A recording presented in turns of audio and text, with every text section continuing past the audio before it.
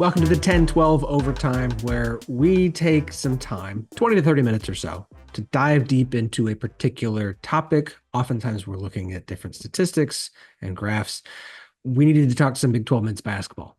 Right now, this podcast is so focused on football, we haven't had nearly as much time. And I could not wait until February, like last season for some reason, to finally get our friend Brian Rauff onto the show. So, Brian Rauff of Heat Check College Basketball, welcome to the overtime. Thank you for having me back. I appreciate it. Always, man. Like you are a consistent and regular guest. Always thrilled to have you. One of my favorite people to follow with college basketball. Just out the gate, we're Mhm. a week plus into the season. I mean, Yeah. what are just initial thoughts so far? I mean, college football this year has been crazy. It's been wild. It's a lot of unexpected, obviously because of all the coaching shuffling. Yep. What are just the early, very, very early returns on the college basketball season so far? The top of the sport is awesome. Like we see this with college football, where like the last couple of years, there's been just giants that seem unbeatable at the top of the sport, and this year it hasn't been there as much. I feel like college basketball's kind of flipped, where I guess you've had UConn the last couple of years, and yes, UConn has been dominant, but there also haven't been as many like legitimate challengers because there haven't been a lot of other great teams. This year, I think you might have like 8 to 10 great teams, and half of those are in the Big 12, which makes for a lot of fun. But the top of the sport is in a really really good place, which should make for like a really really fun season and a really really fun NCAA tournament too. Once we get to that point. I look, the Final Four is always exciting, and we like when we get Cinderella runs. But does it feel like, I mean, look, we are so far out, but it does start to kind of feel from that standpoint like we might get our second ever, like all one seed, or just there's just a Final Four where we don't get a double digit seed. We don't get a wild out of nowhere dog because the teams at the top are just so good. Yeah, we might get a tournament similar to like 2022, which was the Final Four with Kansas, UNC, Duke, and Villanova, where it was like kind of the blue blood Final Four. Now, I don't think we're going to get an 8 seed like UNC going in there, but it could be the same where it's all brands you think of as being on top of the sport or teams at the top of the sport. You may have a St. Peter's making a run. You may have something like that happen that keeps the first weekend into interesting. But I think when push comes to shove, there's a lot of great, like legitimately great basketball at the top of the sport, which hasn't been the case outside of UConn the last couple of years. I look forward to this being old taste exposed fairly soon. Yes. You guys said, like, yeah, we said it in November. So, please don't hold that against us too much. Look, you mentioned the Big 12 being half of the great teams that are out there. Let's start by pulling up KenPom because I just want to look at kind of where the Big 12 stacks up right now. And again, all of this is the caveat of it's November 12th and we're recording this. Like, Mhm. teams have played two, maybe three games in some situations, but you look at the Big 12 and you looked at the preseason poll, there were five teams in the top 10. You had six in top 25 with Cincinnati. Now you look at the rankings on KenPom up to this point. You have Houston, Arizona, Iowa State, Kansas in the top 10, Texas Tech and Cincinnati in the top 15. Baylor's at 24 in large part because of that loss to Gonzaga that was so dominant, but we Mhm. still view Baylor very, very highly. I mean, then you go all the way down to BYU at 33, and I still think that's low, and that has just to do with basically who they've played so far. Is the Big 12 that four, four, five some of Mhm. Houston, Arizona, Iowa State, Kansas, and then Baylor? Or do we think that this league at the top might actually be even deeper than we thought? I still think it's the five, and I will include Baylor in that mix for now because we thought they were going to be there. Getting blown out by Gonzaga, I think, was eye opening in the way that happened, and I had some concerns after that because they played man mostly in that game, and it's now been 2 years and that game where they've struggled defensively. And if that was the case, I don't know if the ceiling for them was going to be the same that we thought it was going to be. Then against Arkansas, they went back and played zone. Scott Drew kind of realized that they struggled playing man, and beat Arkansas. And so I expect Baylor to improve and keep that going on that end of the court. So I would include them in that five. The Texas Tech, Cincinnati, BYU stretch is interesting. Cincinnati, we'll see what happens after the Skillings injury, but they're a team that's been projected to break out. Texas Tech, same kind of deal. Just depends how effective Toppin is going to be able to be in there. And BYU, is Yegor Demon an All-American or not? That's kind of what you based your season on for BYU. If he is, and he very well might be, he's been awesome, they can enter the mix. But I think those three teams are more about, or at least Texas Tech and BYU are more about individual players. Cincinnati is this team overall enough to get into that top tier. I don't know if Cincinnati is. BYU and Texas Tech are relying more on individual players. Then we get to the middle of the pack, Yes. which is, I mean, the worst team at KenPom right now is Oklahoma State at 90. They haven't played anybody. They're fine. They've got work to do. Colorado similarly, but you get this middle of the pack of TCU, Kansas State, UCF, Utah, Arizona State, and West Virginia, and just kind of go, huh, okay. The Big 12 is going to be a mess. The Big 12 is going to be a mess. Like I fully expect there to be a top tier of those five teams. Maybe you get a sixth in there, but let's just say five teams for right now. I think you will see a pretty clear bottom two or three. I think Colorado's in that mix, and I know Colorado's up there at 85 right now. That's just more of me projecting forward, and I don't like necessarily who's on the roster. I think there's a pretty good chance Utah may find themselves down there as well. We'll see. And maybe you get one of Oklahoma State, West Virginia, Arizona State, depending on how things go there. Arizona State, I think, was a candidate for the wheels to fall off before they, went and put forth a really good effort against Gonzaga. But I think there will be a bottom tier of two or three teams. And then you're going to have this jumbled up middle where the 6th seed and the 13th seed may be a difference of 3 games or 4 games. And again, some of that depends on how the Texas Tech, BYU, Cincinnati group does, because maybe that forms its own tier. But I do think that middle group is pretty wide and pretty jumbled, because I don't think there's a huge difference between like Kansas State on its best day and Texas Tech on a above average day. Again, I want to caveat everything with this is November 12th. Right. Injuries are going to happen. Things are going to happen internally. We have very little data. But looking at the Big 12 right now, projecting forward, those 5 teams in the tournament and all probably top 3 seeds. Is that fair?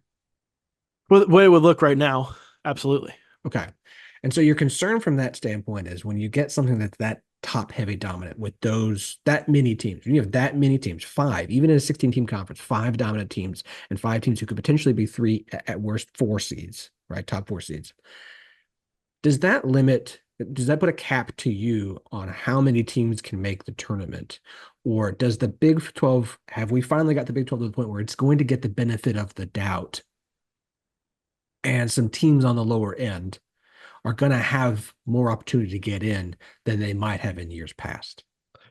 Teams are going to get the benefit of the doubt because you're going to see teams that have double-digit conference losses that are very much in the mix because there's not bad losses on the resume. So if they just if you're one of these teams that projects to be on the bubble, don't get a bad loss in non-conference play, and then just get if you can get 1 win over that top group, you're in the mix. If you get 2, you're pretty solidly in.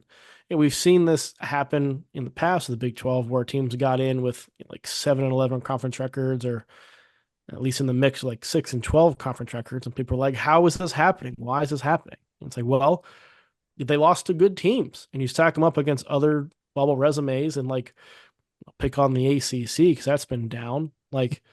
Clemson was pissed off one year because I think a mid-tier Big 12 team got in over them. And that was the year you lost to Louisville, who won 4 games that year.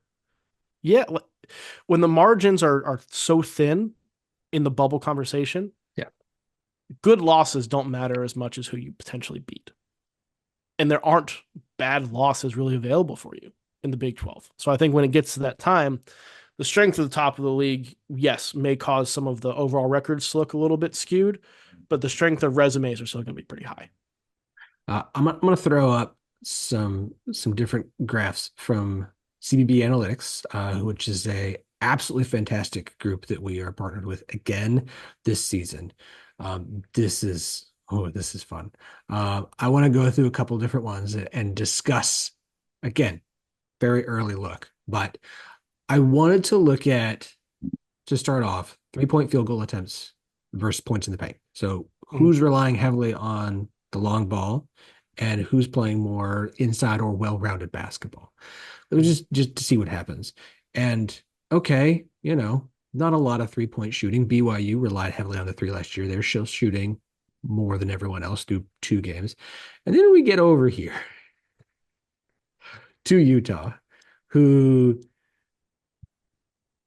Yep. yeah. Yep.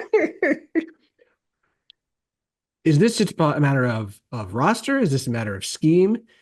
Help me understand, having not watched a single minute of Utah men's basketball so far this year.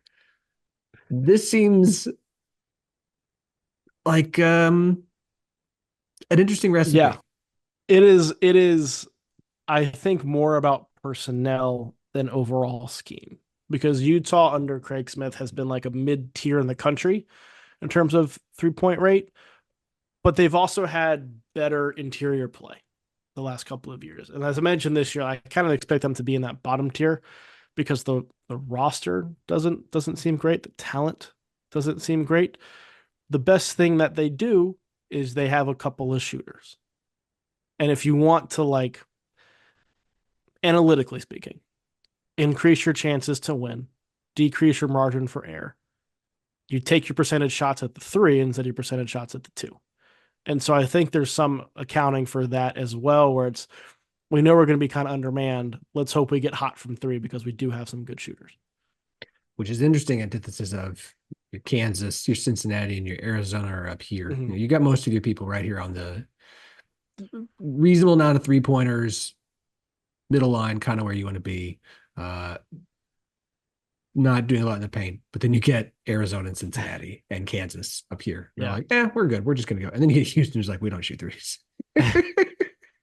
Yeah, that is an ode to the physicality, we'll just say, that Houston wants to play with. There we go. There we go. Okay. We have offensive rebound percentage versus defensive rebound percentage. Arizona was just like, we just get all of the rebounds, Yep. defensive or offensive. I do want to talk about Baylor. And Yes. again, we have 2 data points, and one of them is a Gonzaga game where they played a different style of defense than they did against Arkansas. They got, frankly, blown out by Gonzaga. And so it's two very different data points. And we're going to continue to look at this stuff throughout the season. Mhm. Does this concern you, or is this just we've got a weird 2-game sample size? It concerns me, but it's not unexpected because Baylor just doesn't have size, right? Like that's the issue. Norchad Omier is going to be their best rebounder. He's one of the best rebounders in the country. He's also 6'6", maybe, might be 6'5". So like there's going to be an issue there. And you kind of knew that with Baylor coming into the season. Add that with the fact that you're going to play 3 guards on the court pretty much at all times. You're going to be smaller. You're going to shoot a lot more perimeter shots.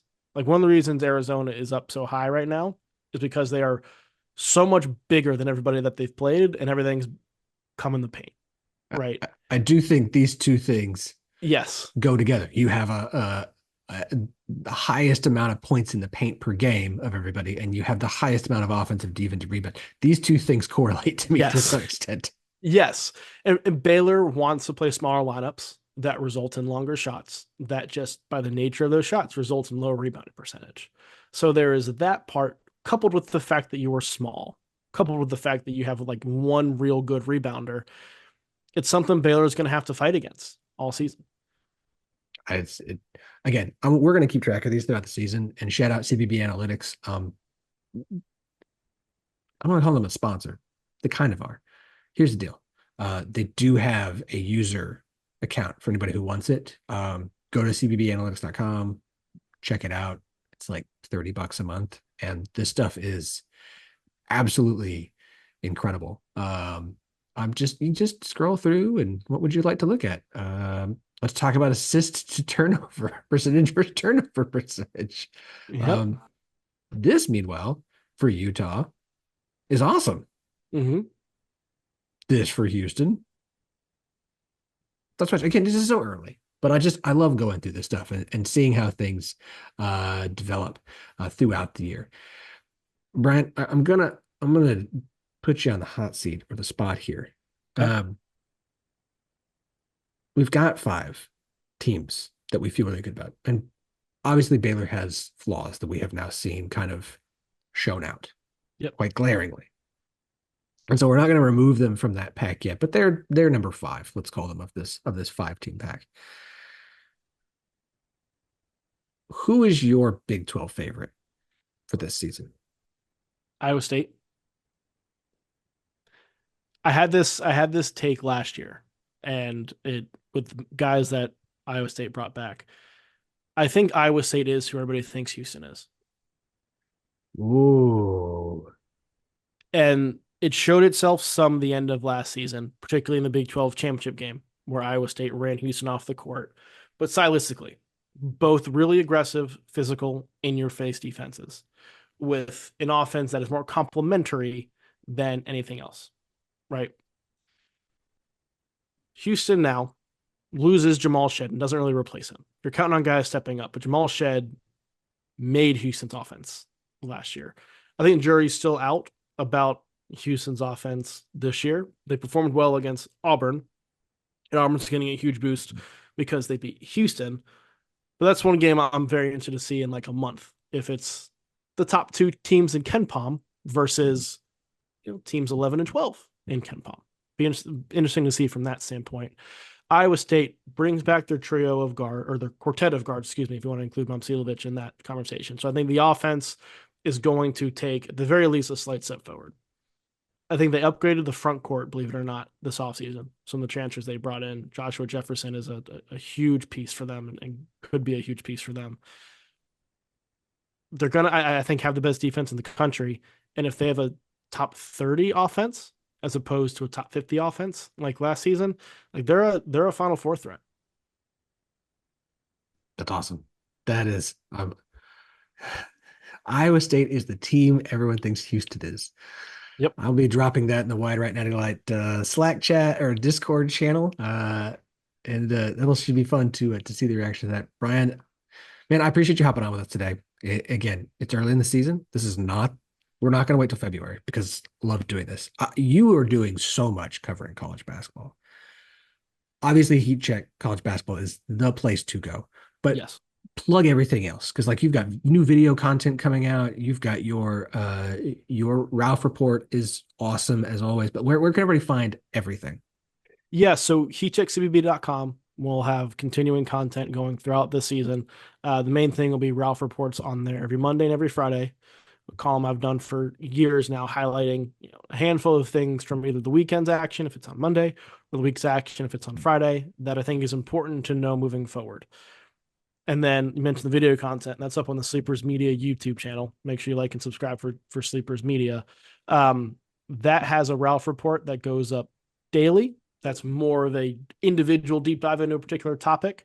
But there's no overlap between what's on the website and what's on the video content. I want to make sure that we're not covering the same things, multiple platforms. So make sure you check out the videos. Make sure you check out the website as well, heatcheckcbb.com. Absolutely, it is one that I have bookmarked. So, look, you do good stuff, man. Like I like Appreciate to that. bring on people who do good work, and always a thrill to chat with you, Brian. Appreciate it, man. We'll talk again soon. Absolutely.